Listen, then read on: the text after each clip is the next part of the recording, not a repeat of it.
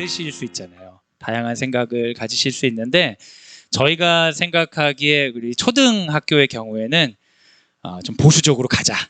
가정을 중심으로 가자. 저희는 그렇게 생각하고 있거든요. 그래서 부모님들께서 개인적으로 좀 다른 의견이 있으시거나 그러신다면 좀 아이들과 토론을 하고 그렇게 해서 하시면 좋겠지만 기본적인 학교의 입장은 가정을 중심으로 이제 성교육이 좀 안정적으로 보수적으로 되면 좋겠다. 초등학교는 그렇게 결정되고 그와 관련된 교육들이 진행된다는 걸 참고로 알아두시면 될 것 같습니다. 이어서는 우리 미디어를 어떻게 사용할 것인가에 대해서 우리 중고등 교감 선생님 이인성 선생님 모시고 우리 강의를 듣도록 하겠습니다. 우리 교감 선생님 환영합니다.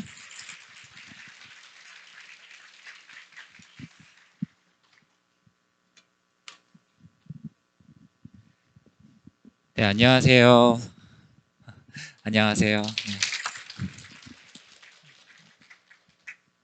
네, 이인성이라고 합니다. 네, 교육에 가장 적합한 이름이 아닐까, 네, 생각합니다. 네, 아이들하고 많이 제 이름 가지고 이야기를 많이 합니다. 특히 복도로 지나가다가 갑자기 제 이름이 들릴 때가 있어요. 어떤 때인 것 같으세요? 네, 맞아요. 인성 쓰레기란 말 있죠. 막 애들 너 인성 어디로 처먹었냐 막 이런 얘기하고 쓰레기통에 넣었냐 막 이런 할 때가 있습니다. 그때마다 섬찟섬찟하면서 아이들 봅니다. 나 불렀냐고 라고 얘기하면서 아이들하고 이렇게 이야기를 시작하면서 하는데요. 예전에는 도덕 시간에 도덕 선생님께서 무슨 인성에 대한 나오면 이렇게 섬찟섬찟 놀랐던 기억이 있습니다. 네, 이름대로 지금 이제 교육을 하고 있는 것 같은데요.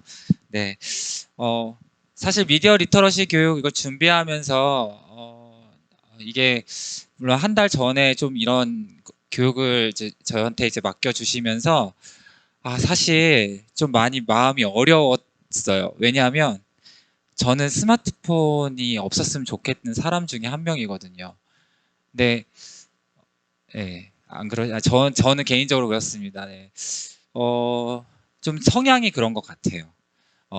그냥 이렇게 사색하는 거 좋아하고 책 읽는 거 좋아하고 그림 보는 거 좋아하고 약간 좀 그런 스타일이라 그런지 뭔가 미디어를 접하면 되게 에너지를 많이 쓰고 피곤해지는 저의 이제 모습을 발견하곤 합니다. 그래서 미디어 리터러시 교육을 학부모님과 나눠야 되는데 어떤 부분을 나눌까 하다가 그런데 제가 그러면서 많이 이렇게 웹서핑을 많이 했죠. 미디어를 많이 접했습니다. 평소보다.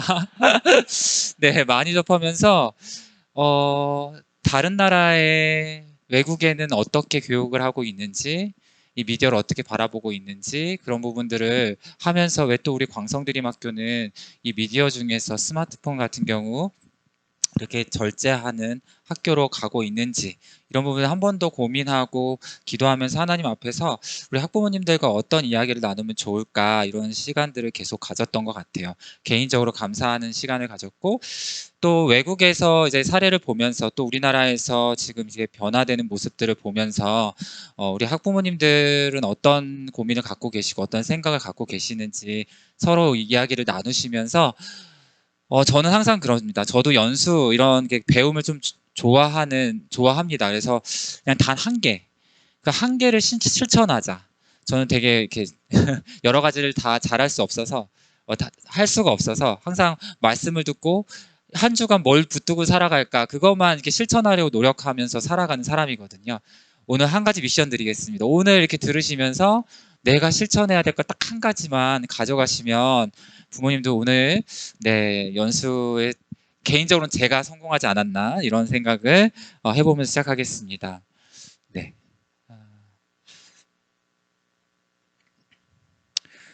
혹시 부모님들 오늘 오시면서 학생들 자녀가 유튜브와 게임 때문에 자녀와 전쟁 중이신 분 계신가요? 우리 학교 부모님들은 좀 적을 거야 라고 생각했지만 막상 또 이렇게 고민하시는 분들이 계십니다. 혹시 미디어 때문에 가까웠던 자녀와 멀어지고 있진 않으신가요? 스마트폰 때문에 나와 혹은 자녀를 잃어가고 있지 않나요?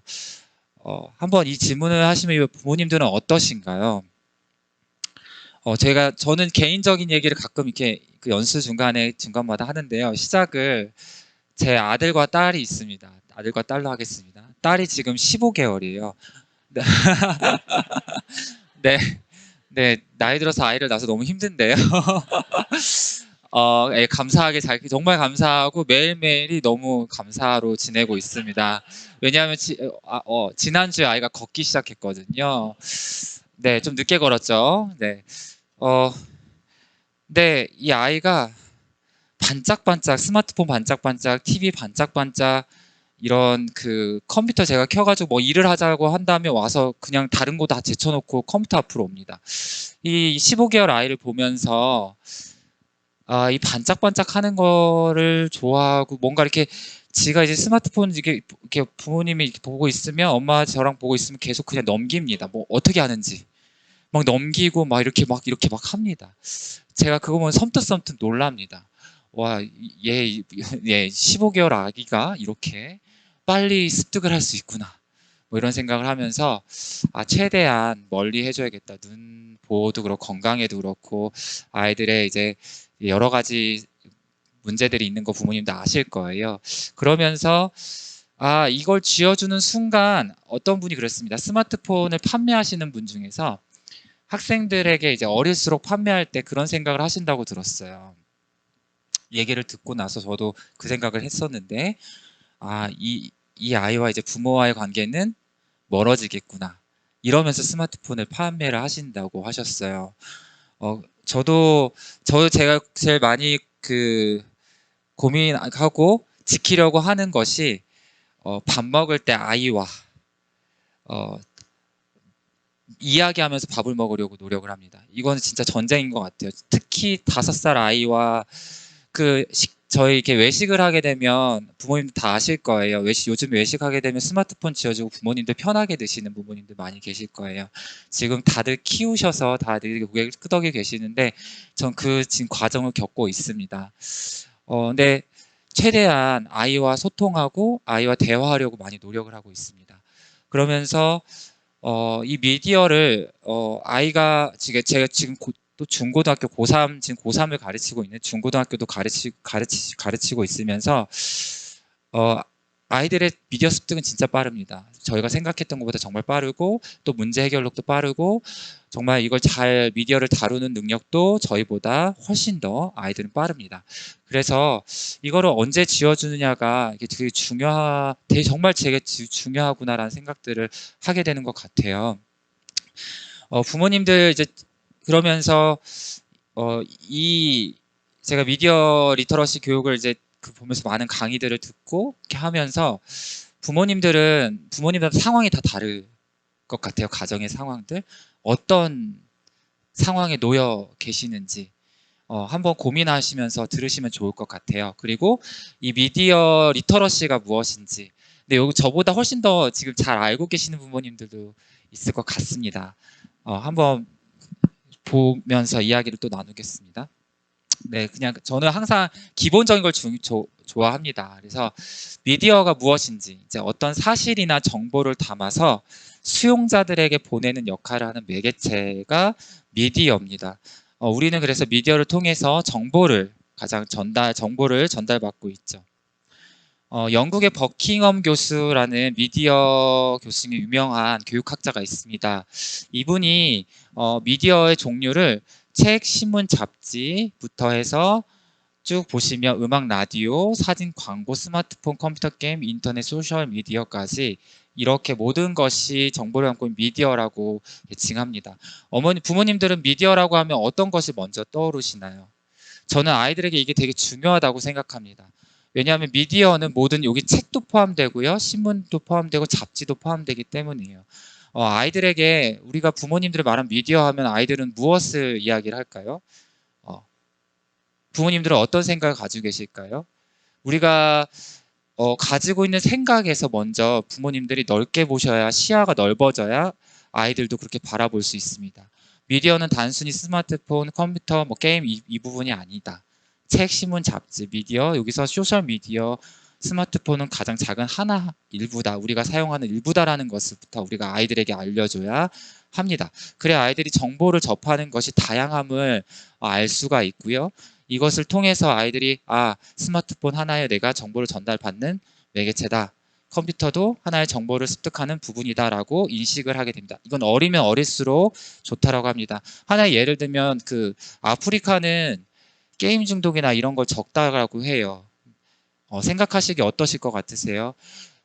컴퓨터를 처음 접할 때 아이들이 정보 검색부터 한다고 합니다. 우리나라는 아이들이 뭐부터 찾게 되냐면 거의 게임부터 하게 된다고 해요. 스마트폰도 그렇고. 근데 그 초두 효과라고 하는데요. 이건 성교육도 마찬가지지만 초두 효과가 아이들에게 되게 많이 중요합니다. 그래서 처음 미디어를 어떻게 접했는지 그 부분이 정보 전달, 정보 습득으로 했는지 아니면 게임으로 했는지 아이들마다 그 처음에 그게 되게 중요하다고 하거든요. 그래서 부모님들이 아이들에게 이 미디어가 어떤 부분이라고 알려주실 때 항상 이 정보를 습득하는 하나의 도구다라고 해서 여러 가지가 있다. 그 중에 하나다라고 이렇게 말씀해 주시면 좋을 것 같습니다. 네, 주요 미디어의 특성들은 신문, 라디오, TV, 인터넷, 모바일, 부모님들 어떤 특성을 가지고 있는지는 부모님들도 잘 알고 계실 것 같아요. 네, 요즘에는 이제 소셜미디어의 종류, 이 소셜미디어에 대한 이야기들이 많이 있습니다. 페이스북도 하나의 종류고, 트위터도 하나의 종류도, 인스타그램도 하나의 종류고. 근데 부모님들 이거 잘 알고 계신가요? 그러니까 저는 그렇게 생각합니다. 우리 아이들이 지금 정보력이 너무 습득력도 빠르고 아는 것들도 훨씬 부모님보다 많다라고 생각이 들어요. 근데 부모님들은 나 몰라라고 하는 순간 아이들과 대화가 멀어지고요. 아이들이 부모님께 질문하지 않습니다. 근데 가장 좋은 방법은 부모님들 모를 수 있죠. 저도 항상 모른다라고 이야기를 아이들에게 잘해요.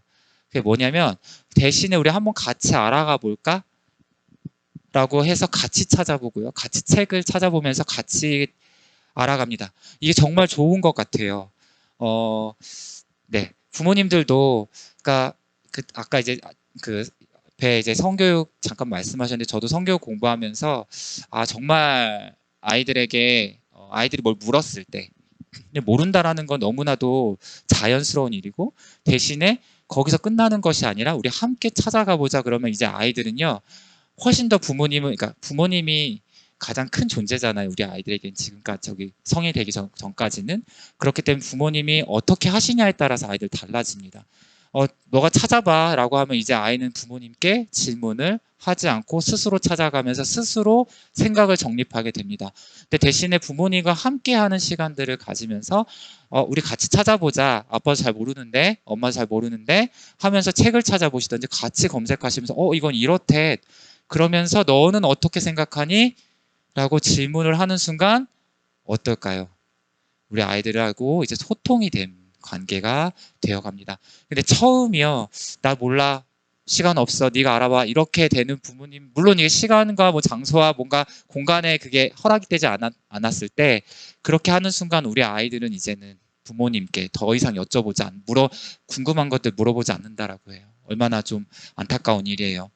그래서 아이들이 물어봤을 때 이거는 정말 적기다. 나와 얘가 대화하길 원하는구나. 소통하길 원하는구나. 라고 생각하시면서 적극적으로 찾아봐 주시고 네, 해주시면 좋을 것 같아요. 특히 초등학교 학부모님들은 같이 도서관에 가는 게 제일 좋다라고 이야기를 합니다. 독서교육도 이제 저도 공부하면서 독서교육도 가장 중요한 게 이제 현장에 가서 도서관에 가서 서점에 가서 하는 걸 독서교육의 시작이라고 하거든요. 그렇게 아이들과 발품도 팔고 또 요즘에는 검색도 같이 하시면서 이 미디어는 검색하는 공간이야, 정보를 알아보는 공간이야 라고 하시면서 아이들과 미디어를 그렇게 접하시는 것이 가장 건강하다라고 볼 수가 있습니다. 네, 소셜미디어의 종류도 부모님도 이제 아시고 아이들이 물었을 때 이런 거야 라고 알려주시면 좋을 것 같아요. 네, 이 자료들은요,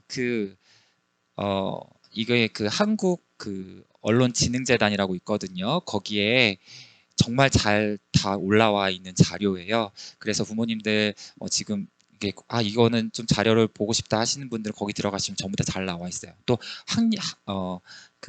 초중고 나눠서 다 잘 나와 있거든요. 그걸 보시면서 부모님들 거 맞춰서 이렇게 아이들하고 이야기 나누시면 좋을 것 같습니다. 네, 인스타그램, 구글, 유튜브, 핀터레스트, 링크트인, 네, 이런 소셜 미디어 종류가 있다라고 해요. 소셜 미디어는 이렇습니다. 즉시성, 혹은 공유성, 실시간성, 상호작용성, 집단 지성의 특징뿐만 아니라 참여, 공개, 대화, 커뮤니티, 연결의 특징을 가지고 있는 것이 소셜 미디어라고 합니다. 부모님들, 네, 인스타 하시나요? 페북 하시나요? 우리 아이들은 우리 학교에서 SNS 사용을 지양한다라고 지금 저희는 아이들하고 이야기하고 있습니다. 그런데 지양은 하지만 이것이 무엇인지는 아이들은 알고 왜 사용하지 않는지에 대해서 가르쳐야겠죠. 그렇죠? 무조건 안 돼라고 한다면 안 되겠죠. 네. 네. 미디어 리터러시란 그러면은 무엇일까? 미디어에 담긴 지식과 정보 메시지를 분석하고 이해하고 평가하며 이를 적절하게 활용하여 창조적으로 재생산하는 능력을 포함하는 영어가 네, 미디어 리터러시라고 합니다. 부모님들 그 미디어 리터러시 잘 하고 계신가요? 네, 혹시 가짜 뉴스에 현혹돼서 네, 막 이렇게 퍼뜨리고 계시진 않으신가요? 네, 그 국어 시간에 참 미디어 리터러시 교육을 많이 합니다.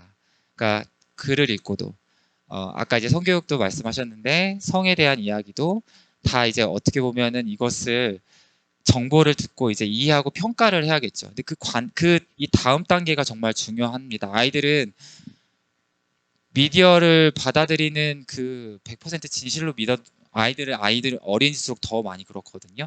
그래서 부모님들이 알고 계셔야 됩니다. 이 정보가 항상 우리 부모님도 근데 이제 그런 것 같아요. 그러니까 이게 그리스도인들은 우리 말씀에 대한 이걸 듣다 보면 이게 우리는 아멘하고 다 믿고 이게 따르다 보니까 이 정보 같은 경우도 이것도 그렇지 않을까 생각하는 부모님들도 있는 것 같고 물론 저도 그렇고요. 근데 이제 교육하는 입장에서 보다 보니까 한 번 더 생각해 보게 됩니다. 이게 사실일까, 진실일까, 출처는 어딜까 이런 부분들이 리터러시인 거죠.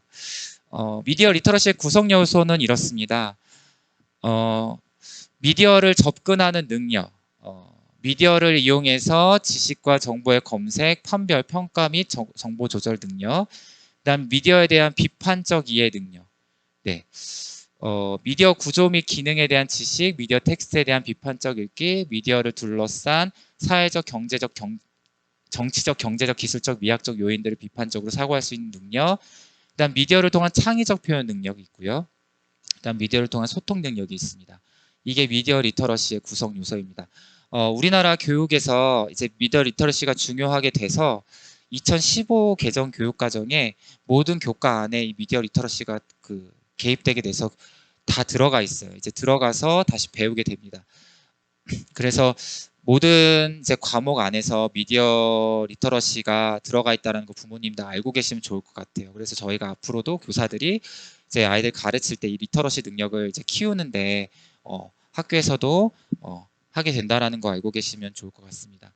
그래서 대학 입시에서도 이런 미디어 접근 능력, 비판적 이해 능력, 창의적 표현 능력, 소통 능력을 본다라고 해요. 그래서 이것이 어떻게 교육에서 이루어졌는지도 판단한다고 합니다. 이게 지금 현재 우리나라의 미디어 리터러시 교육으로 인해서 대학 입시에는 이런 방법들로 평가한다라고 제시되어 있습니다. 네, 혹시 어린이 청소년들이 이제 화장품을 사용할 때 어느 정보로 획득 경로를 사용한다라고 하냐 본다면 첫 번째는 네, 보시면 이제 초중고 전체적으로 봤을 때 뭐 기타, 뭐 주변인, SNS, 인터넷, TV 프로그램. 예전에는 저희가 TV 프로그램이 많았다면 지금은 아이들이 이제 점차 SNS, 특히 고등학생이 되면 SNS가 거의 50%가 넘어간다는 거. 그래서 SNS의 그 소셜 미디어가 얼마나 중요한 역할을 하고 있는지, 그래서 아이들이 미디어 리터러시를 잘 배워야 SNS를 통해서 자기들이 가짜 뉴스를 선별하는 것을 볼 수 있다라고 해요. 네. 미디어 리터러시 안에서 스마트폰에 대한 이야기가 빠지지 않을 수가 없습니다.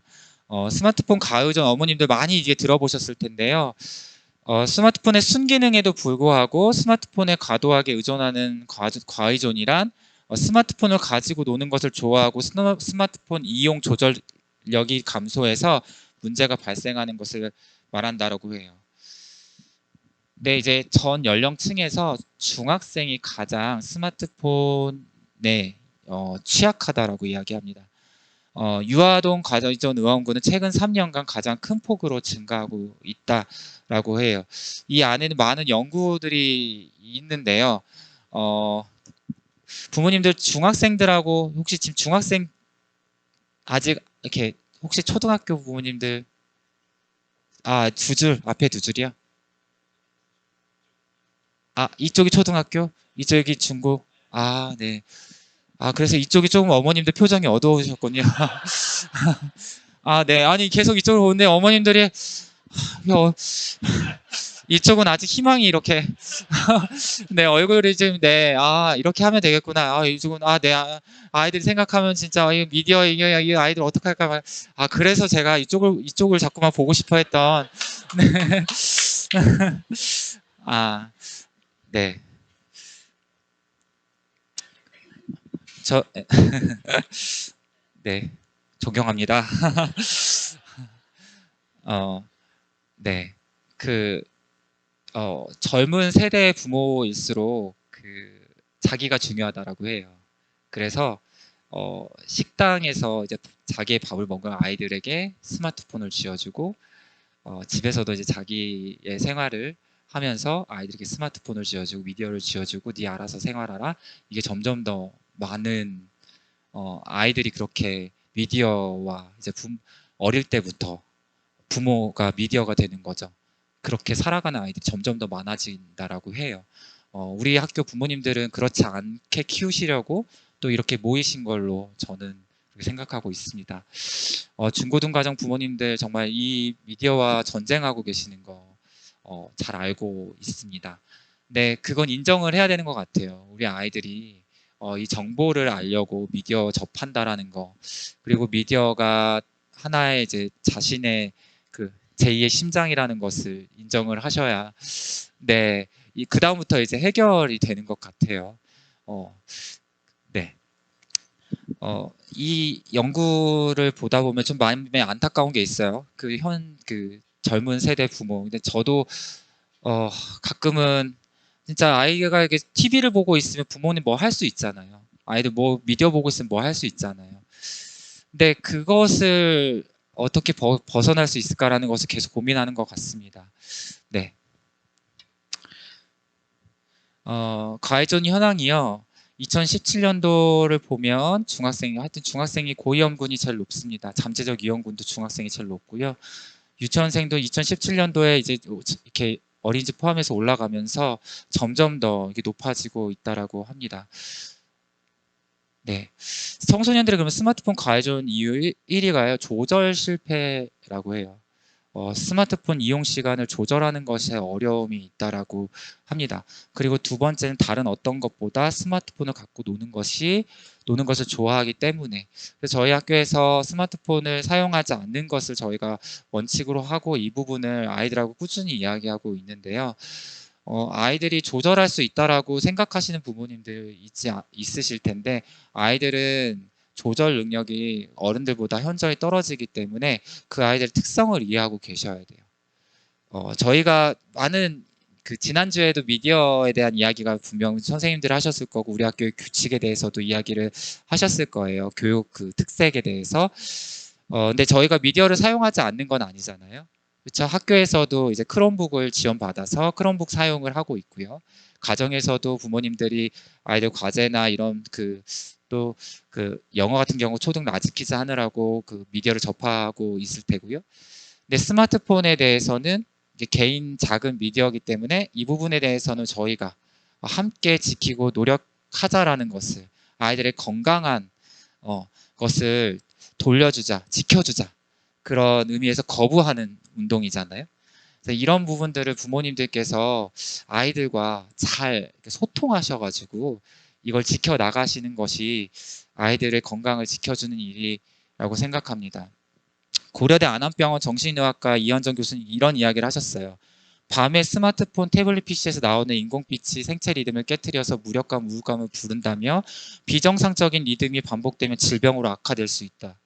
또한 청소년이 야간에 스마트폰을 3시간 이상 이용하면 수면 시간이 부족해지면서 도파민이 과하게 활성돼 충동적으로 변하고 중독에 취약해진다. 저희 코로나 시기에 우리나라에서 가장 청소년 우울증이요, 가장 많이 늘어난 때였어요. 그 이유가 아이들이 집에 있으면서 매 컴퓨터로 수업하죠. 그리고 스마트폰을 만지죠. 이게 2년 동안 계속된 거예요, 부모님. 아이들을 이런 상황에 노출되어서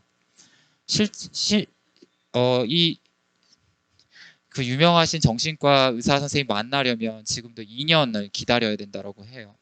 그러니까 아이들이 이 우울감, 무력감 2년 동안 정말 급속도로 우리나라 학생들이 많이 늘어났다고 합니다.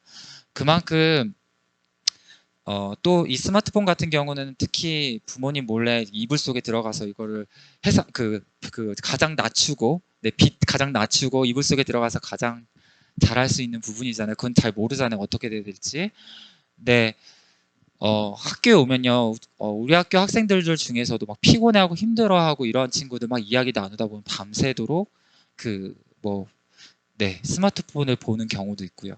그러니까 이 부분들은 우리 부모들이 잘 지켜줘야 되는 부분들입니다. 근데 그 부분들은 좀 이따가 우리가 같이 좀 생각해 보면 좋을 것 같습니다. 세계는 지금 스몬비와 전쟁 중. 스몬비란 말 들어보셨어요? 스마트폰과 좀비의 합성어로 스마트폰에 집중하느라 아무런 생각 없이 걷는 사람들 공포영화에 등장한 좀비에 빗대어 일컫는 마을입니다. 특히 스몬비족에 의한 교통사고가 빈번하게 발생하고 있습니다. 이에 미국과 프랑스, 일본 등에서는 학교에서 청소년 스마트폰 사용을 금지하는 법을 마련하는 등 발빠른 대응을 하고 있습니다. 실제로 미국과 프랑스, 일본은요, 이거 법안을 제시해서 제출하고 있습니다. 우리나라는 지금 어떻게 하고 있나요? 학생들의 인권 을 중요시해서 우리는 아이들이 스마트폰을 학교에서 갖고 있게 하자라는 그런 움직임이 있어서 많은 학교에서 지금 문제가 되고 있습니다. 그러니까 우리나라는 반대로 가는 교육을 하고 있다라고 저는 생각을 하게 됩니다.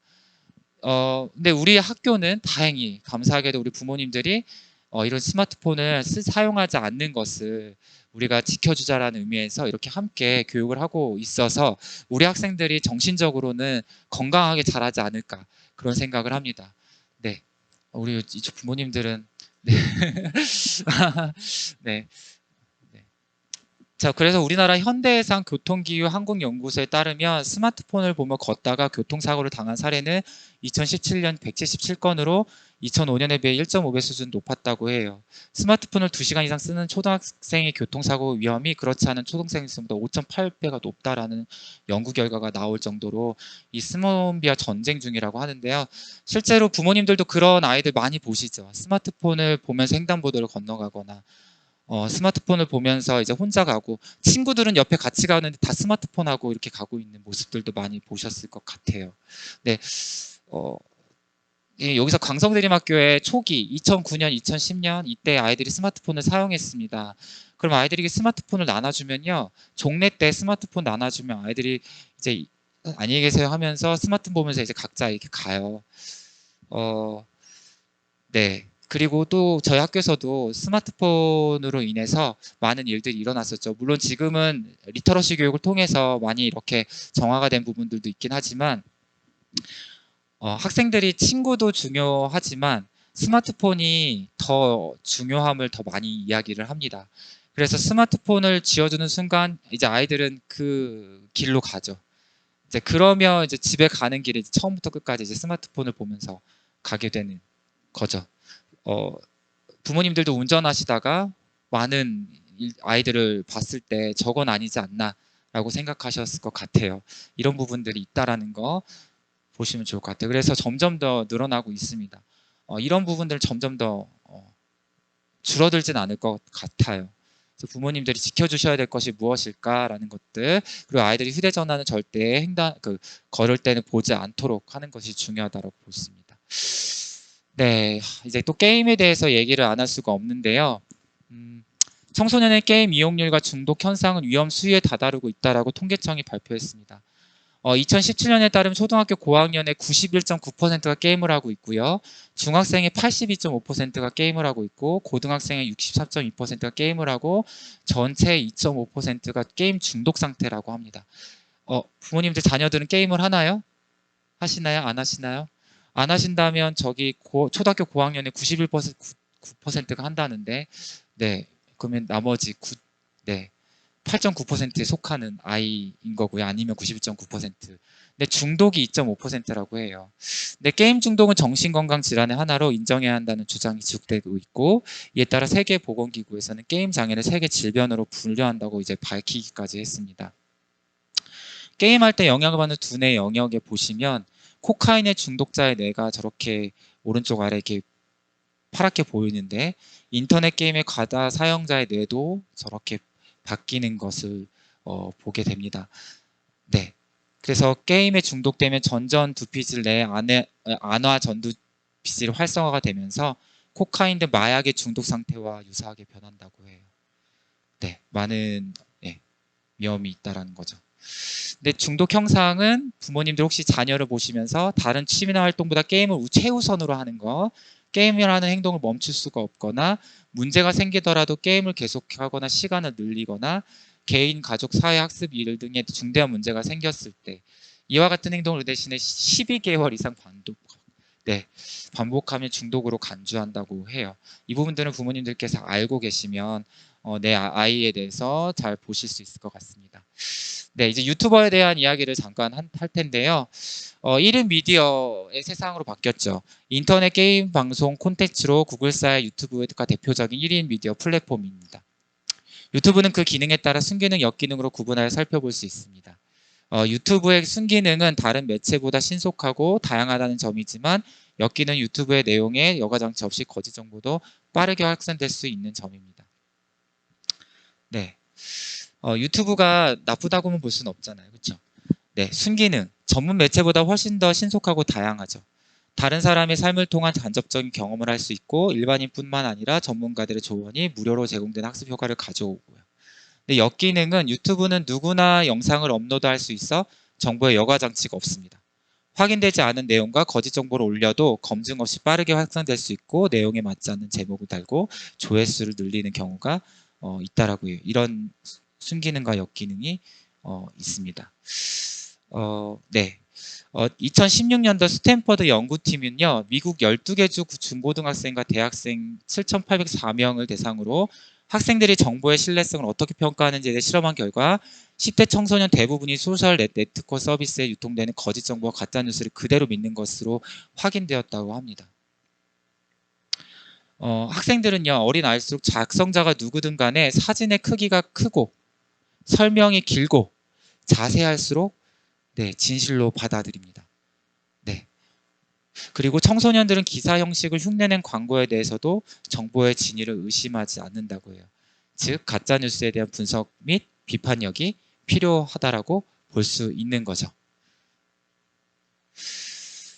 네, 가짜뉴스 판별 가이드가 있습니다. 첫 번째, 출처를 밝히고 본문을 읽어보고 작성자가 확인하고 근거를 확인하고 날짜를 확인하고 풍자 여부 확인하고 선입견 점검하고 전문가에게 문의하고, 이런 부분들이 있습니다. 이거는 저희가 이제 학교에서는 아이들과 이런 교육은 다 합니다. 그래서 어떤 정보를 받아들일 때 이것이 사실인지 거짓인지, 그리고 다른 입장에서 어떻게 이야기하고 있는지, 이런 것들을 학교에서는 다 교육하고 있습니다.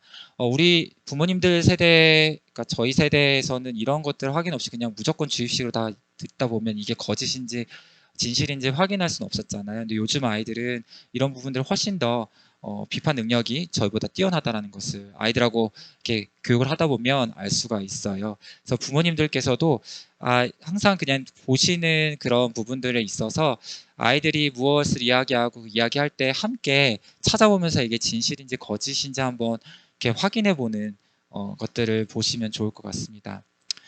네, 미디어 리터러시 실천 지도 가이드가 있습니다. 이거는 부모님들과 이렇게 넘기면서 이게 쉽게 넘어갈 수 있는 부분이어서 보시면 좋을 것 같아요. 미디어에는 정보가 담겨 있다는 것을 꼭 기억하셔야 합니다. 어떤 목적으로 미디어 콘텐츠를 만들었는지, 누구와 공유하고 싶은지, 콘텐츠 생산자는 믿을 만한 사람인지, 양쪽의 주장을 모두 설명하고 있는지, 미디어 속 정보가 사실인지 의견인지 구분하는 것. 두 번째는 대중매체에서 보여준 외모지상주의를 경계해야 한다는 거. 대중매체를 통해 미에 대한 선망과 모방 심리를 심어줄 수가 있습니다. 부모님들 어떠신가요? 우리가 저는 저희 그러니까 부모님 좀 이게 그렇지만 그러니까 저희 아버지께서 항상 TV에 나오는 연예인들 보면 예쁘다 안 예쁘다 이걸로 판별을 하세요. 저희 아버지께서 쟤는 왜 그러니까 심하게 말씀드리면 저런 애가 왜 TV에 나와 뭐 이런 말씀까지 하시는 분이세요 아버지가. 그래서 저도 어렸을 때부터 미에 대한 기준이 부모님에 대해서 부모님께서 말씀하시는 거를 따라서 이렇게 막 웃으지 지금 저는 하나님 예수님 만나면서 네 저에게 진짜 감사한 저에게 이렇게 시각을 주셨어요. 우리 아이들 모두가 다 하나님께서 세상에서 가장 아름답게 창조하신 자녀라는 것을 저에게 심어주셔서 저는 모두가 예쁘거든요. 그러니까 시각을 주셨어요. 그래서 아버지가 지금도 이렇게 TV를 보다 보면 그런 말씀을 하셔서 너무나도 저는 거기에 이제 반감을 하면서 근데 이제 그 성경 말씀에 부모를 공경하라, 부모를 공경하라 이 말씀을 기억하면서 부모님 말씀 들으면서 그 말씀을 들으면서 이렇게 한기를 흘려 들어요. 그런데 그 전까지 제가 어렸을 때는 이제 그러면 예쁜 사람은 뭐 못생긴 사람은 TV에 나오면 안 돼? 뭐 이런 생각들을 저 안에 계속 하게 된 것 같아요. 우리 아이들이 실제로 그래요. TV를 보면서 이제 연예인을 보면서 그러면서 좌절감에 빠지죠. 네. 그러면서 연예인의 꿈을 꿨다가도 네. 이제 좌절감에 빠지는 아이들도 막 보게 됩니다. 대중매체는 이런 부모님들이 많이 말씀해 주셔야 돼요. 그러니까 미에 대한 선망과 모방심을 심어줄 수 있다라는 거. 미디어 속에 보여지는 외모 지상주의에 대해서 우리는 평가할 권리가 있다라는 거. 이상적인 외모의 주인공이 등장하는 미디어는 왜 만들어졌을지 한번 생각해 보자라는 거. 미디어 메시지가 나의 주목을 끌기 위해 어떤 기법을 활용했었는지 생각해 보자라는 거. 저는 부모님의 그 시각과 이런 것들이 되게 아이들의 영향을 많이 미친다라는 것을 알게 돼요. 그래서 진짜 부모가 정말 되게 힘든 거구나라는 생각들을 많이 하게 됩니다. 그래서 부모님들의 그러니까 부모님들의 생각, 시각 이런 것들이 아이들에게 어떻게 영향을 미치고 있는지도 한번 생각해 보시면 정말 좋을 것 같다는 생각이 들어요. 근데 실제로 청소년기에 되면 아이들이 미에 대해서 정말 많이 생각하거든요. 그러면서 친구를 평가하죠. 눈이 예쁘니, 못생겼니, 예쁘니. 그 누가 그렇게 평가를 할까요? 아이들이 평가를 합니다. 근데 그걸 누가 만들었을까요? 어른들이. 그렇게 평가를 하는 것이 우리 학교에는 없을 줄 아시죠? 우리 학교도 더 아이들이 어, 네, 많이 자신의 외모에 대해서 힘들어하는 아이들 많이 있어요. 네, 그거는 부모님들이 항상 예쁘다고 해주셔야 됩니다. 네, 그래야 아이들이 자존감이 이제 살아나고 다른 누가 뭐라 해도 우리 부모님께서 해주셨는데 라고 하나님께서 예쁘게 만들어 주셨는데 그 시각을 가지시면 좋을 것 같아요. 그리고 미디어 정보 검색을 잘 활용해 줬습니다. 아까도 말씀드렸다시피 아이들이 뭔가를 질문했을 때 같이 미디어를 검색하고 같이 알아보는 거 하시는 것이 정말 중요합니다. 네, 문제를 해결하기 위해 다양한 미디어를 검색할 수 있음을 이해하고 검색어는 찾고자 하는 문제의 핵심 단어를 선택하고 정보를 검색할 때 다양한 검색 기법을 숙지한 후에 검색하고 활용한 미디어는 반드시 출처를 밝혀요. 출처 확인하는 거 되게 중요합니다. 우리 어리면 어릴수록 이 출처는 어디서 나왔을까 아이들에게 물어보고 아이들이 그러면 출처 밑에 있는 거 적어보는 거만 보고 확인하고 이거는 정확한 거구나 라는 것을 아이들에게 심어주시면 어렸을 때부터 심어주시면 아이들이 이제 그 출처에 대한 인식이 자라나서 그것을 아이들이 이제 성장하면서도 네, 거짓 뉴스인지 아닌지 분별할 수 있습니다. 네, 미디어서 정보로 문제 해결 능력을 키우는 것이 중요합니다.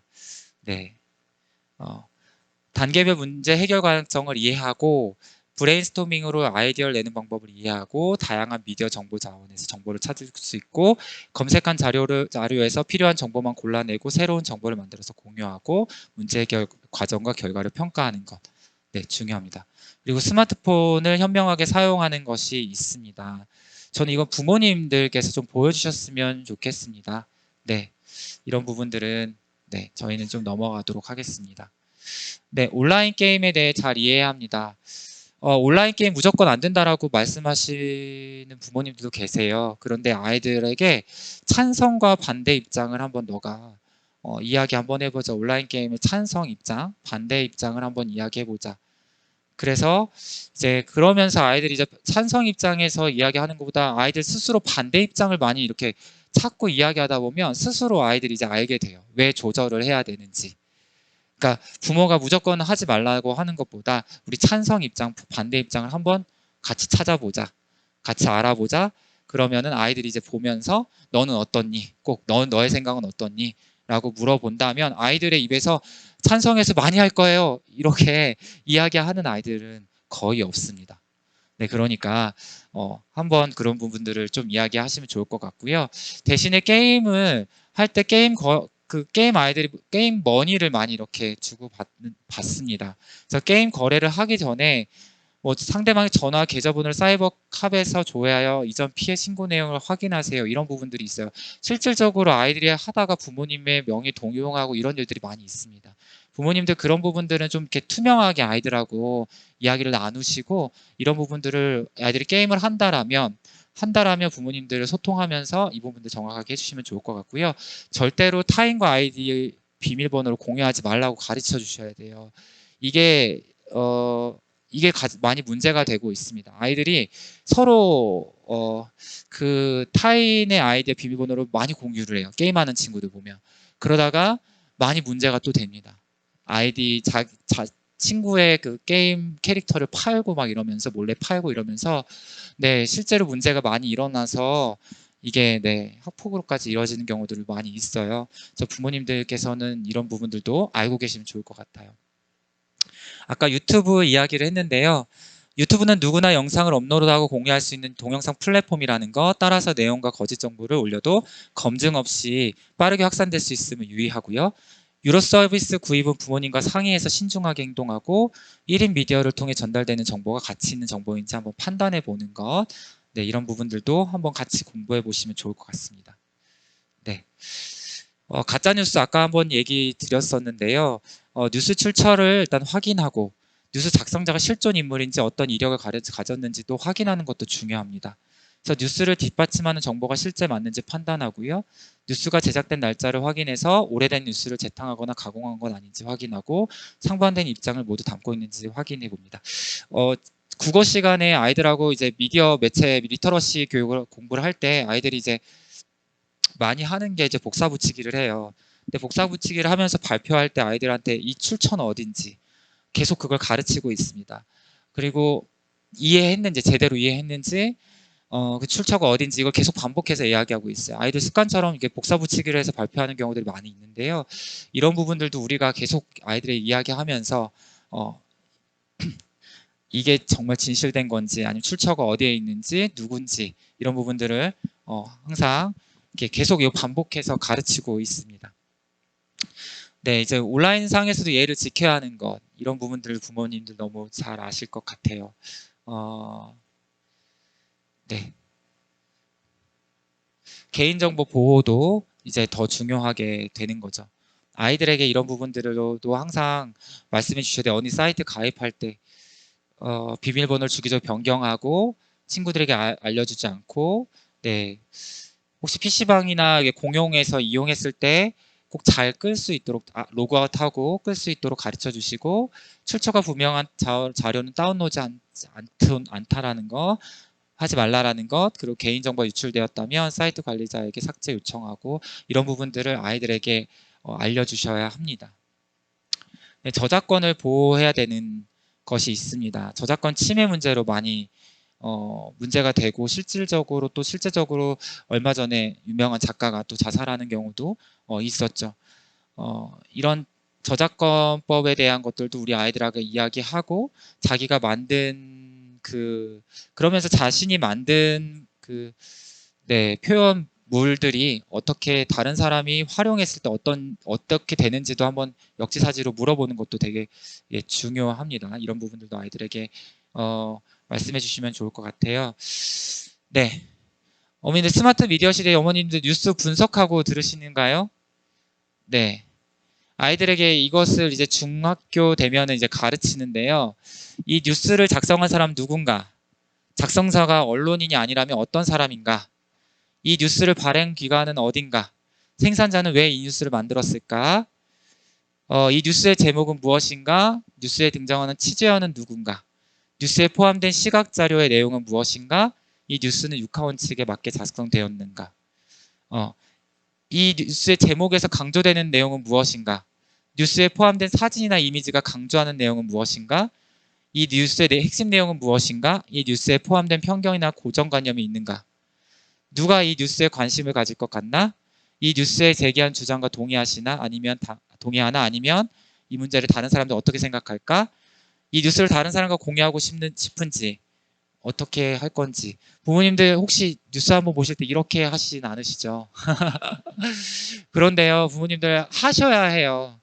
네, 하셔야 이 뉴스가 진실된지 거짓인지 판별하셔야 아이들하고도, 네, 오히려 아이들이 더 잘할 수 있을 거라 생각 될 수도 있어요. 그 평가는요, 신뢰성, 완전성, 유용성을 이렇게 보는데요.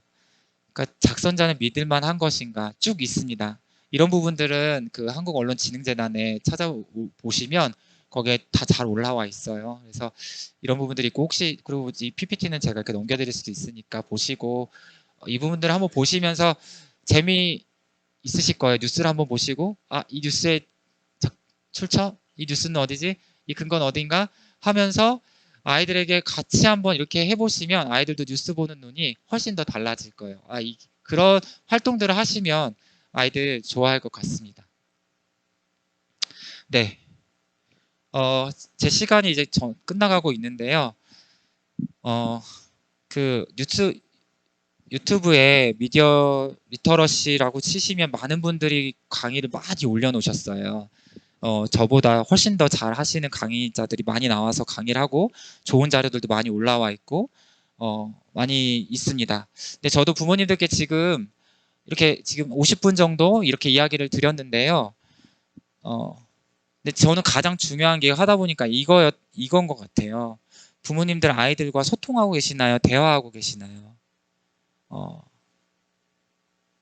네, 대화는 서로 마주보면서 말을 주고받는 것을 표현합니다.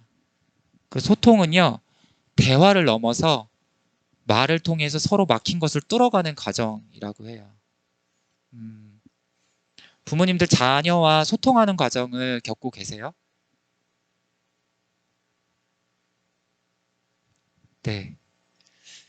나는 지금 대화하고 있나? 아니면 이 대화의 과정까지도 지금 못 가고 계시나? 자녀와 대화하고 싶으시죠? 네, 넘어서 소통하고 싶으시죠? 네, 네. 이게 다 해결될 것 같아요. 미디어 리터러시 다 떠나서 성교육도 마찬가지고요. 제가 존경하는 다들 아실 거예요. 송인수 선생님. 네, 사교 걱정 없는 세상에서 지금은 교육의 봄에서 일하시고 계시는데요. 그 선생님의 아들이 있는데, 저는 그 분은 이제 교육자시고 되게 이렇게 들으면 항상 저렇게 교육에 대해서 생각하고 고민하고 나아가시는 분들 보면 되게 이렇게 마음이 설레고 막 뜁니다. 근데 이제 자녀를 어떻게 키우셨을까 되게 고민을 많이 해주셨는데, 그분이 그 선생님이 하신 말씀에서 제가 되게 귀에 들어온 게 있어요. 그 무슨 말이었냐면, 아들에게 하나 물려주려고 한다는 것이 있다. 자녀에게 물려주고 싶은 거 한 가지를 고민을 하셨대요. 그래서 자신은 신앙을 물려주고 싶다라고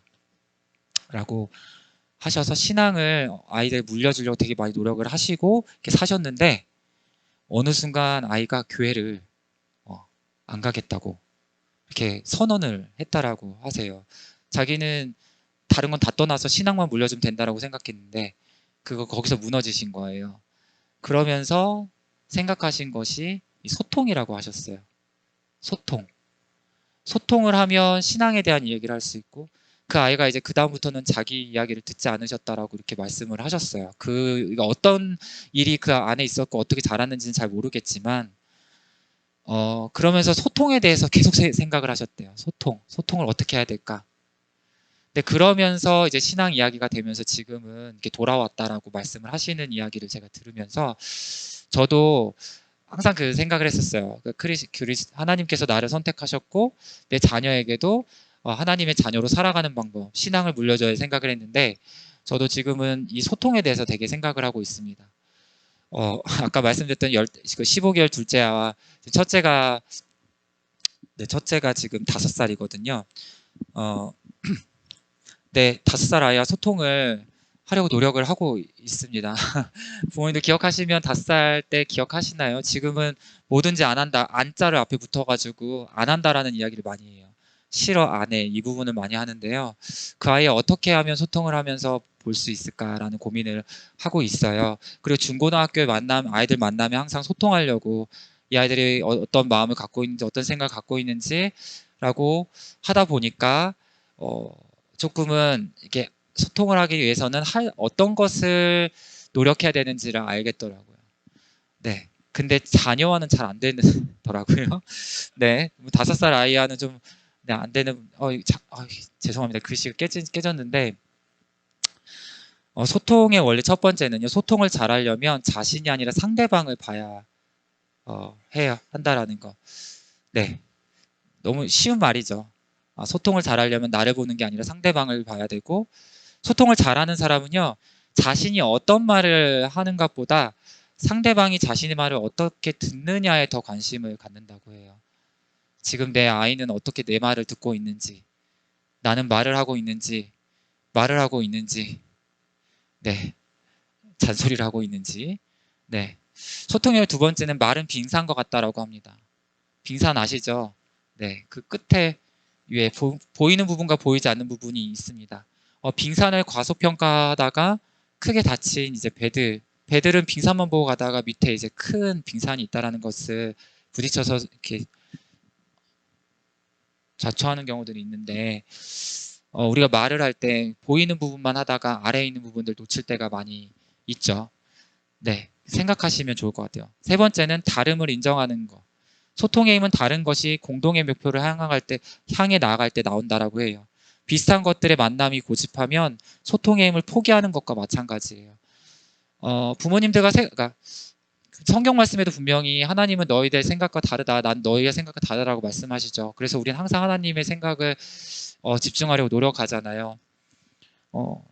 근데 부모님들은 가끔 내 아이와 나는 다르다라는 것을 놓치고 계시는 것 같다는 생각이 들어요. 저도 그러니까 아이 그러잖아요. 내 아이는 뭐 닮았고 누군 닮았고 아빠 닮았고 엄마 닮았고 싫은 거는 아내 닮았고 좋은 건 나 닮았고 막 이렇게 네, 막 말을 하잖아요. 우스갯소리로 그런데 제가 이제 고민을 하면서 이제 말씀을 들으러 이제 주일날 갔는데 목사님께서 부모들이 가장 잘못하는 게 한 가지가 있다. 그게 뭐냐면 내 아이의 나랑 닮았다라는 그 하나를 찾는 순간 그 아이를 제대로 보지 못한다. 이렇게 말씀을 하세요. 제 딸이 저랑 진짜 닮았거든요. 내 딸이란 거 너무 잘 알아요. 근데 저도 이게 보면서 나 닮았는데 라고 생각하는 순간 그럼 얘는 나와 같구나라고 생각을 해서 이럴 거야라고 추측을 하게 되죠. 그럼 이럴 거야라고 했는데 아니면 배신감이 들잖아요. 부모님들. 그런 것처럼 근데 정말 나와 다른 인격체고 나랑 다른 존재라는 거죠. 똑같은 게 하나도 없는 존재라는 것을 인정을 해야 된다라는 거예요. 그럴 때 소통이 된다라고 합니다.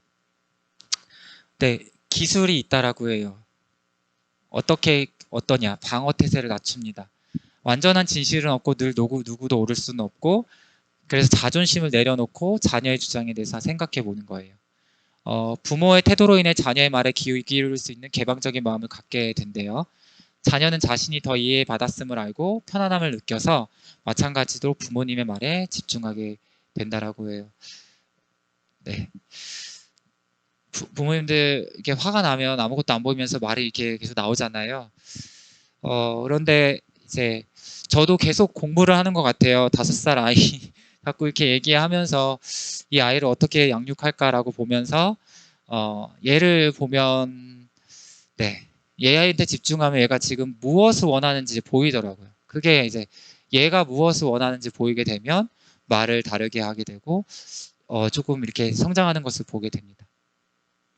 근데 중요한 거는 부모가 그렇게 이제 진다라는 말은 저는 별로 좋아하진 않는데요. 저는 오히려 부모가 이기는 것 같아요. 왜냐하면 우리는 오래 살고 아이는 얼마 안 살았잖아요. 우리는 그만큼 연륜이 있고 아이는 그만큼 연륜이 없잖아요. 부모가 항상 저는 그래요. 나는 어른이야. 너는 아이야. 너는 내 손 안에 있어. 내 안에 있어. 손 안에 있다는 좀 말 그렇지만 너는 여기에 있어. 여기서 놀아. 나는 여기서 너를 지켜볼게. 너를 이렇게 안전하게 해줄게. 이런 마인드여야 되는 것 같아요. 그러면은 부모는 아이들이 무슨 이야기를 하든 어떤 이야기를 하든 상처받지 않고 힘들지 않고 아 그래 넌 아이야. 너는 자녀야. 라고 이렇게 객관적으로 볼 수 있는 것 같아요. 어, 저도 이제 교사를 하다 보니까 아이들이 이게 대들 때가 초반에는 있었어요. 근데 지금은 저한테 그러진 않는데 저는 아이는 아이라는 것이 너무나도 이제 이렇게 보여서 어떤 말을 하든 어떤 생각을 하든 아이구나. 아이고 그럴 수 있지. 이렇게 넉넉함이 생기는 것 같아요. 근데 그게 단련이 된 것 같아요. 교사 초반에는 그러진 않았거든요. 저도 막 아이랑 같이 애들한테 막 감히 나한테 하면서 막 저도 예, 안 그럴 것 같지만 저도 막 아이들한테 막 상처 주는 말도 하고 막 그랬었거든요. 그런데 지금은 아 얘네들은 학생이고 아이야. 가르쳐 얘네들 배워야 되는 입장이야. 라고 생각한다면 너무나도 그냥 해결되는 게 많은 거예요. 들여주고 기다려주고 공감해주고 그러면 부모는 그 자리에 있으니까 아이는 이렇게 저를 가다가 오더라고요. 네, 그러면서 이제 공감하는 것이 생기는데요. 공감 능력은 다른 사람의 입장이 되어 그들의 감정을 그대로 느낄 필요 없이 그들의 감정을 헤아리고 말을 들어줌으로써 의미한다라는 것이고요. 그러면서 질문하게 되는 것 같아요. 부모님들 아이들에게 질문을 하시나요? 질문이 제일 되게 중요하다고요. 소통할 때. 아이들이 질문하면 아이들은 거기에 대한 대답을 하는데요. 질문할 때 아이들이 싫어 안 해라고 이야기를 할 때 그러면은 부모님들 이제 화가 돋고 막 이러시는데 그냥 그럴 필요 없는 것 같아요. 질문하면 그 답을 언젠간 해준다라는 것을 기억하시면서 그런데 단 조심스럽고 존중심을 닮아서 물어보아야 된다라고 하고요. 그리고 나는으로 시작하고 생각한다라고 말해요. 엄마는 아빠는 이렇게 생각해. 너의 생각은 어때? 그러니까 엄마는 이렇게 생각해. 너는 어때? 라고 이렇게 부모가 나쁜 감정을 느끼는 이유는 나는 이런 감정을 느끼는 이유는 이래. 라고 조금은 객관적으로 말씀하셔야 될 것 같아요. 그러니까, 어, 우리가 아이들에게 좋지 않은 감정을 느꼈을 때는 우리가 아이들을 통제하고 싶어 한다라는 욕구가 크다라고 해요. 이는 나쁜 생각에 통제하면 아이들이 잘 클 수 없거든요. 그러면서 우리가 부모가 스스로 감정에 책임감을 갖고 감정이 표현하는 것을 노력을 해야 된다고 합니다. 네, 여기까지 저는 이게 미디어를 쭉 보면서 그냥 미디어도 하나의 도구고 이것을 우리가 아이들과 소통하면서 어떻게 아이들하고 이야기하면서 만들어 갈 것인가 우리 가족 이러면서 이제 가족의 미디어 뭐 시간 뭐 부모님도 결정하시죠. 부모님은 나는 그러니까 아이들 앞 너희들과 이야기할 때는 스마트폰을 뭐 방에 두고 너희들과 대화할 거야. 책을 읽을 때는 뭐 이런 것들 있잖아요.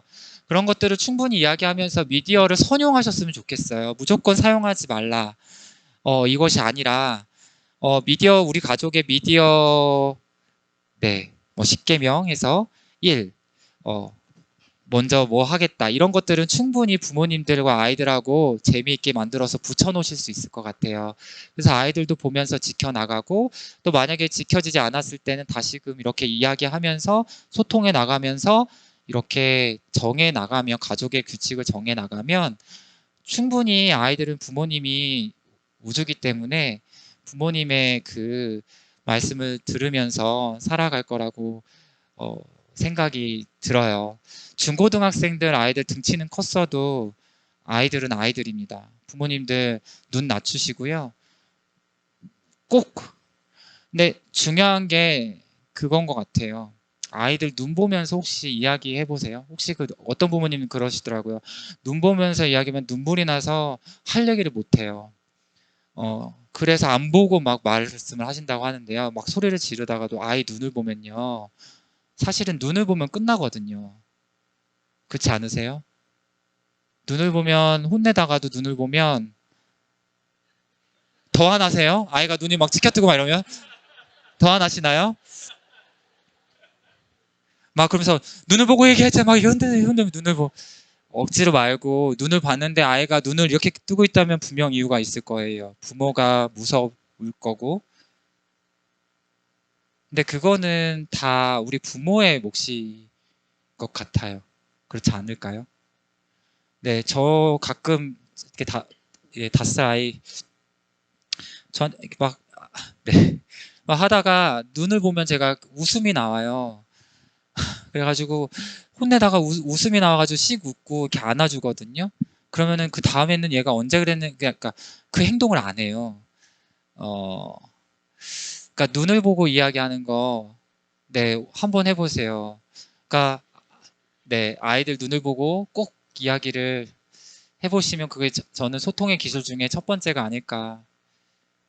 네, 얼마나 사랑스러운가요? 하나님께서 네, 안 사랑스러우신가요? 죄송합니다, 부모님. 아직 제가 초등학교, 중학교 자녀가 없어서 이렇게 막 막말한다라는 거 이해해 주시면 좋을 것 같고요. 근데 저는 하나님께서, 그러니까 뭐 아시는 분 아시겠지만 그 8년 만에 아이를 주셨어요. 그 유산도 3번을 경험했고요. 둘째는 사실은 둘째는 안 낳자고 엄마하고 약속했어요, 아내랑. 근데 그 다음 주에 아이가 생긴 걸 알았어요. 하나님께서 하실 일이 참 놀랍더라고요. 그러니까 저희는 되게 아기를 갖기가 어려운 상황이어서 8년 동안 되게 힘들었는데, 저 둘째는 아내 몸이 너무 이렇게 안 좋으니까 같이 말자라고 했었는데 하나님 주셨어요. 근데 그 아이는 너무 건강하게 잘 자라고 있어서 감사하게 너무 기쁨으로 지내고 있는데요. 우리 부모님들 그러시더라고요. 이렇게 제가 부모님들하고 이야기하는 거 되게 좋아요. 왜냐하면 거기서 많이 팁을 얻거든요. 학교에서요, 아이들이 되게 학교를 믿고 학교에서 정말 즐겁게 지내고 학교가 너무 학교에서 모든 하는 활동들을 잘 누리는 아이들이 있어요.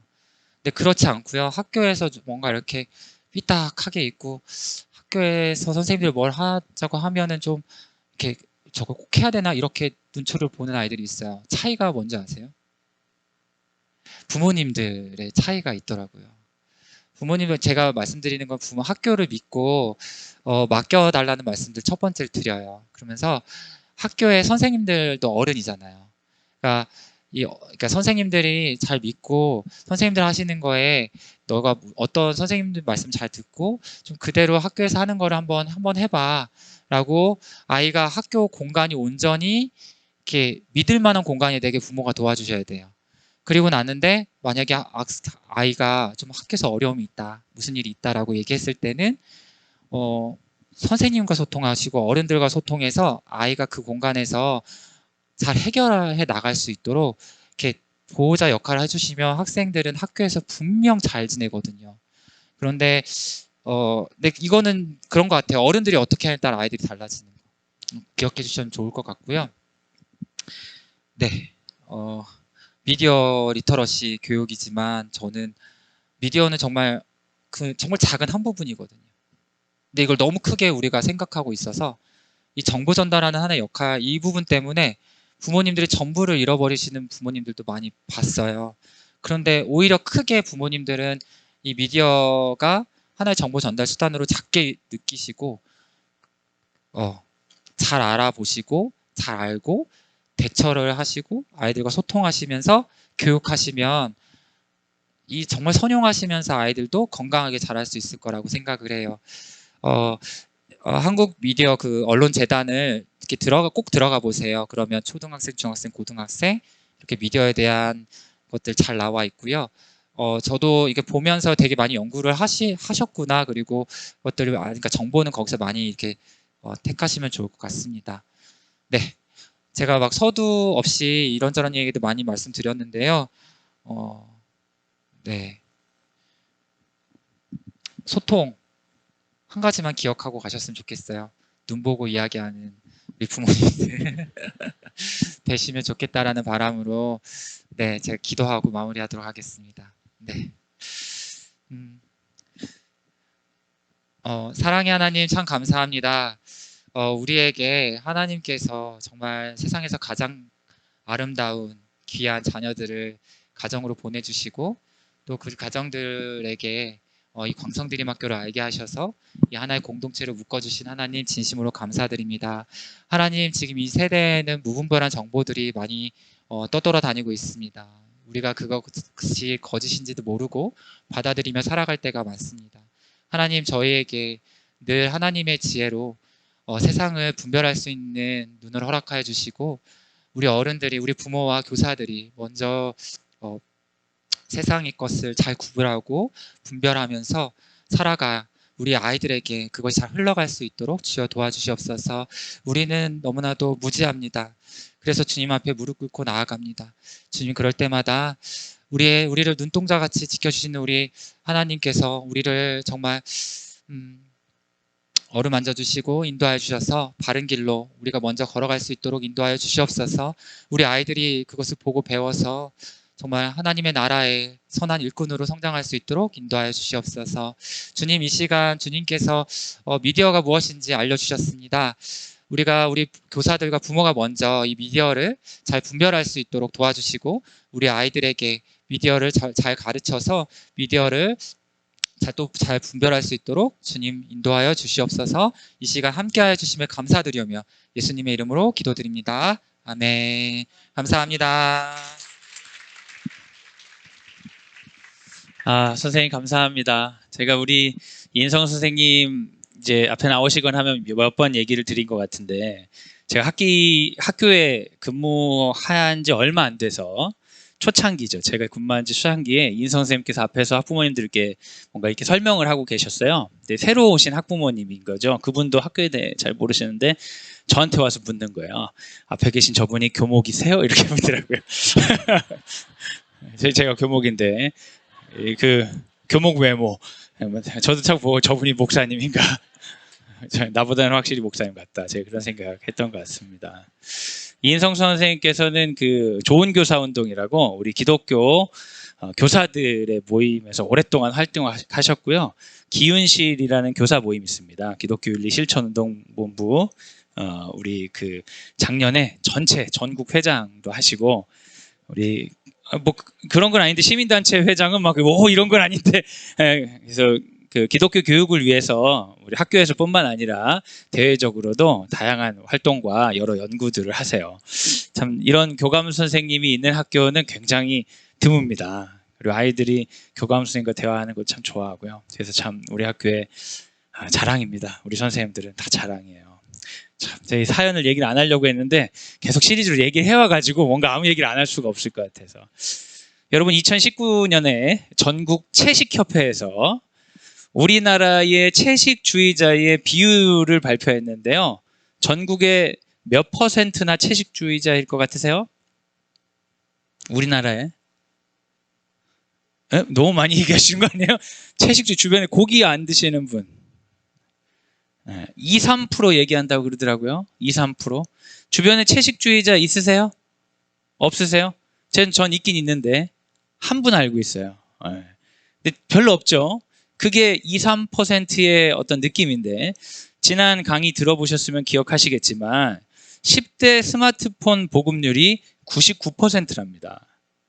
그럼 우리 학교에서 하고 있는 게 주변에 채식주의자 없는 것만큼 어려운 거예요. 그러니까 우리 애들은 드림학교를 다니고 다 스마트폰 쓰지 말라고 하고 하니까 그러려니 하지만 사실 우리가 하는 행동은 굉장히 극소수의 소수자 집단이라는 겁니다. 그래서 부모님들이 생각하시기에 이제 가볍게 생각하실 수 있어요. 의식이 낮고 다른 사람 다 쓰는데 뭐 네가 너무 쓰고 싶으면 따로 사줄 테니까 뒤에서 쓰든지 이렇게 해서 이게 편안하게 생각하실 수 있지만 그 채식주의자들이 2, 3%가 채식을 하는 거는 어떤 그 가치에 의해서 전체 부류하고 다르게 구별해서 하겠다는 거지 않습니까? 근데 이거는 그렇게 쉽게 되는 게 아닙니다. 네가 알아서 조절해봐 한다고 되는 게 아닙니다. 적극적으로 우리가 가치에 대해 나누고 그리고 이걸 지키기 위해서 노력해 주셔야 됩니다. 우리 애들 중에 그런 얘기 하는 친구들이 있어요. 애들 다 스마트폰 쓴다. 뒤로는 다 쓴다. 분명히 사주시는 분들이 있을 거고 아니면 아이들이 좀 자기 사달라고 하는 얘기일 수도 있지만 어려운 것은 알고 있습니다. 하지만 우리가 함께 지켜나가면 좋겠다. 그리고 지켜나가는 유익이 정말 많다는 거 나누고 싶고요. 제가 또 한 가지 좀 나누고 싶은 것은 여러분 그 담배가 건강에 안 좋다는 건 알고 계십니까? 동의하시죠? 반대하시는 분은 없으시죠? 근데 담배가 전국에서 없어지지 않습니다. 건강검진 가면 제일 처음 물어보는 질문은 술을 주간에 얼마나 먹는지, 담배를 주간에 얼마나 피는지, 그런 거 1, 2번이거든요. 전 세계에서 공식적으로 문제 있다고 이야기하지만 술과 담배는 없어지지 않습니다. 그 이유는 무엇입니까? 겉으로는 우리가 다른 이야기 할 수 있지만 명백하게는 술과 담배의 하부 구조인 산업체계가 있기 때문이죠. 우리 학부모님들 중에도 담배인상공사 계신 분이 있다면 제가 공격하려고 하는 건 아니고요. 여러분, 스마트폰은 사라질 수가 없습니다. 왜냐하면 스마트폰을 통한 상거래가 압도적입니다. 아까 보셨지만 고등학생들이 SNS로 화장품을 구매한다고 하는데 SNS만 잘해도 광고비를 엄청 받습니다. 저희 졸업생 중에 하나가 중학교를 졸업하고 고등학교를 다른 학교를 갔는데 그 친구가 그렇게 끼가 있는지 몰랐는데 틱톡이라는 어플에서 스타가 돼가지고 화장품 홍보를 하더라고요. 그러니까 걔가 화장품을 쓰고 틱톡을 찍으면 판매고가 엄청 올라가는 거예요. 그리고 고등학생한테 대기업이 광고비를 주는 거예요. 여러분, 그 스마트폰이 사라질 수는 없습니다. 이미 산업 구조가 엄청나게 형성되어 있기 때문이죠. 그래서 우리가 단순히 무슨 우리 애가 공부만 잘하면 되지, 우리 애는 조절이 되니까 이런 게 아니라 이렇게 상업적으로 의미 있게 사용되는 미디어가 단순히 상업뿐만 아니라 다양한 정보를 제공하고 있고, 그것은 우리에게 끊임없이 특정한 정치적 성향이라든지 특정한 사회적 행동을 유도합니다. 그래서 다 하는 거죠. 사회적 행동을 유도한다는 것은 내가 의도하지 않았는데 자발적으로 누군가가 원하는 것을 따르게 만드는 거죠. 적극적인 노예화이죠. 요즘 유치원이나 유아교육기관에서 스마트 디바이스를 통한 그 교육을 많이 자랑하거든요. 근데 그거 하면 아이들도 좋아하고 내용도 좋으니까 괜찮다고 생각하시지만 조금 더 사회학적인 눈으로 보면 그것은 그 컨텐츠 교육이 아니라 미디어 교육입니다. 미디어를 익숙하게 하는 교육이죠. 미디어를 비판적으로 바라보기 위해서는 미디어와 거리둔 기간이 있어야 되는데 어릴 때부터 하면 인간은 그것을 곧 자기 몸으로 보는 거예요. 여러분, 이런 전기 컨센트 같은 거 누르면 불 꺼지잖아요. 그래가지고 우리가 저거 누르면 불이 꺼지고 누르면 켜지니까 철물점에서 콘센트를 사가지고 이렇게 누른다고 불이 켜지거나 꺼지는 건 아니잖아요. 사실은 저것을 누르고 하는 것은 이 전기하고는 아무 상관이 없는 거죠. 이 전기가 들어오기 위해서는 그 과정이 있어요. 배선이 돼야 되는데, 그러니까 스마트폰을 통해서 우리가 많은 정보를 배우게 되는데 그 정보가 실제로 배태되고 있는 현실하고 우리 자신은 아무 상관이 없는데 그 현실을 경험하고 있다고 생각하는 거예요. 그것은 반교육적인 일이에요. 그건 어떤 얘기냐? 어느 날 스마트폰이 꺼진 순간 나는 나의 신체 일부를 잃어버린 것처럼 부적응적인 삶을 사는 거죠. 대표적인 대안교육기관인 발도르프 학교 같은 경우는요, 미디어를 전혀 쓰지 않습니다. 왜냐면 거짓말이니까요. 발도르프 학교에서는 길을 걷다가 표지판을 세워놓는 것이 잘못이라고 이야기해요. 왜냐면 표지판을 세워놓으면 뭘 못 보냐? 나무를 못 본다는 거예요.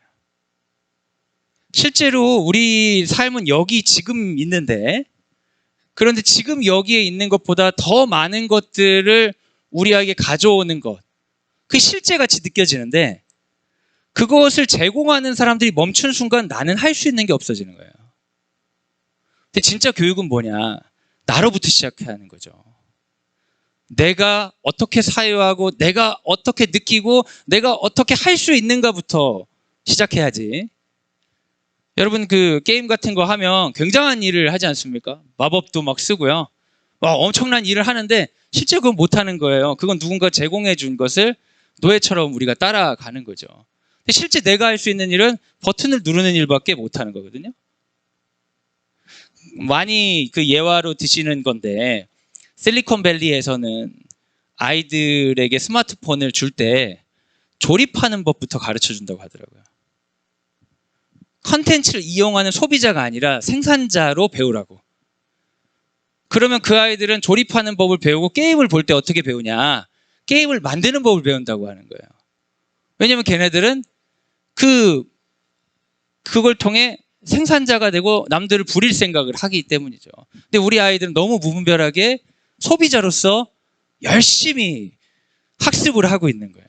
어렸을 때부터 열심히 학습을 하면 나중에 성인이 됐을 때 누군가가 의도한 대로 소비하는 데 충실히 길들여져 버리는 거죠. 우리가 하고자 하는 대안적 교육은 조금 다른 것입니다. 소비자, 이 세대에 잘 어울리는 충실한 소비자가 아니라 멈춰서서 소비를 거부할 수 있는 사람. 소비를 거부한다는 것은 우리가 예수를 믿기 때문에 예수 안에서 나의 목소리를 낼 수 있는 사람이 돼야 되는데, 그러기 위해서는 누군가가 이야기하는 압도적인 메시지로부터 거리를 두는 훈련이 반드시 필요하리라 생각이 듭니다. 단순히 이게 공부에 도움되고 안 도움되고 이런 걸 떠나서 우리가 교육적으로 거리를 두고 자기가 생각하면서 비판할 수 있는 그런 의식을 좀 함께 길러 나가는 우리가 되면 좋겠다, 그런 생각이 들어요. 아까 우리 인성스님께서 말씀하셨는데 우리가 교회를 다니다 보니까 고민하지 말고 믿으란 얘기를 많이 듣잖아요. 근데 사실 학교는 반대의 메시지를 드립니다. 그냥 믿지 마시고 다 비판적 시각으로 누군가로부터 온 것을 진실이라 생각하지 말고 지금 여기 나부터 시작하는 연습을 많이 하시면 좋겠다. 그리고 그걸 하기 위해서 아이들이 너무 많은 메시지에 압도되지 않도록 거리를 두고 심심해하고 괴로워하는 거 너무나 인간적이지 않습니까, 여러분? 심심해야 창의성이 올라가요. 제가 저희 아들, 딸을 그렇게 키웠더니 정말 싫어하더라고요. 뭐 하게 해달라고 하면 제가 맨날 심심해야 창의성이 있어. 아주 싫어하더라고요. 여러분, 저도 이제 중3 아이가 뉴질랜드에서 곧 돌아오는데 오늘 강의를 듣고 목사님의 설교를 들은 것 같아요. 저도 큰 감동을 받고 오면 눈을 좀 바라보면서 혹시 내 눈이나 그 아이의 눈에 혹시 눈물이 나는지 한번 우리가 눈동자를 확인해 보면서 한번 우리에게 허락하신 이 공동체에서 필요한 가치들을 같이 쌓아 나가려고 합니다. 이 시간 한번 같이 한번 기도하시고 한 가지 기도 제목 놓고 기도하시고 마무리하면 좋겠습니다. 우리가 성교육과 미디어 리터러시에 대한 강의를 들었는데요. 여러분, 제가 공개한 것처럼 저희는 성적인 자기 결정권을 중요시하지만 가정을 중심으로 성교육하려고 합니다. 초등과정에 의해서 어떤 사람들에게는 굉장히 폭력적인 어떤 가부장적 이데올로기 중심의 사고라고 생각할 수 있겠지만 저희 입장은 그렇지는 않습니다. 가정을 통해 성장하는 게 아이들이 제일 건강하게 클 수 있는 많은 과정이 있기 때문에 그렇게 하려고 하는데요. 아주 극소수입니다. 이런 얘기를 하는 사람들. 저희는 스마트폰을 쓰지 않는 학교가 되면 좋겠습니다. 그 시간에 심심해하고 그 시간에 책도 보고 그 시간에 몸도 틀어보고 영답답해서 운동도 하고 좀 그랬으면 좋겠습니다. 이 대한민국 1%입니다. 채식주의자보다 적습니다. 여러분, 싸우기 어렵습니다. 여러분 가운데 그런 거 잘 못한다고 정죄할 수 있는 판국이 아닙니다. 왜냐하면 대부분이 그러니까요. 하지만 우리가 이 공동체를 선택했을 때 이 공동체 충분히 누리기 위해서는 다수자의 논리를 너무 쉽게 수용하지 마시고 소수자는 소수자답게 하지만 의미 있고 충실하게 당당하고 넉넉하게 그렇게 가면 좋겠습니다. 그래서 우리의 소원은 많은 사람들이 부러워하는 우리 아이들이 되는 게 아니라 소수자가 되더라도 자신의 신념을 예수 안에서 꿋꿋이 걸어갈 수 있는 하나의 미랄이 되고 예수님 닮은 자녀들이 되면 좋겠어요. 지금 같이 기도합시다. 사랑하는 아들과 딸을 마음껏 축복하면서 우리 가정을 마음껏 축복하면서 하나님, 적은 소수자의 길이지만 인도하여 주옵소서. 잘 감당하게 하여 주옵소서. 과정을 겪게 하여 주시옵소서. 아픔을 겪게 하여 주시옵소서. 기도하면서 그 시간 회피하지 않고 부딪히게 하여 주옵소서. 그래서 우리 모두 다 주 안에 성장하는 우리 가정과 우리 자녀 될 수 있도록 인도하여 주시옵소서. 이 시간 함께 기도하도록 하겠습니다. 함께 기도하겠습니다.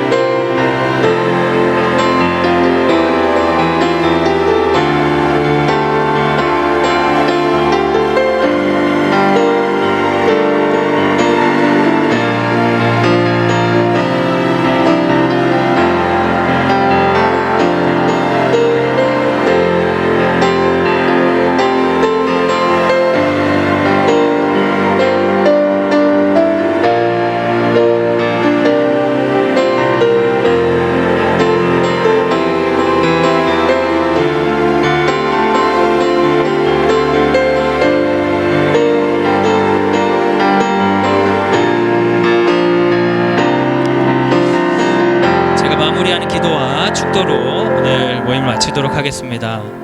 하나님, 요즘 사람들이 보기에 그렇게 매력적이거나 다수가 동의하지 않는 길을 우리는 아이들에게 가르치려고 합니다. 외로운 길이고 어리석다 평가받을 수 있는 길입니다. 그러나 주님, 우리가 가정을 중심으로 한 가치를 포기할 수가 없습니다. 세상 사람들이 사람을 일종의 소유를 위한 도구로 여길 때 존재를 중심으로 한 가치를 포기할 수가 없습니다.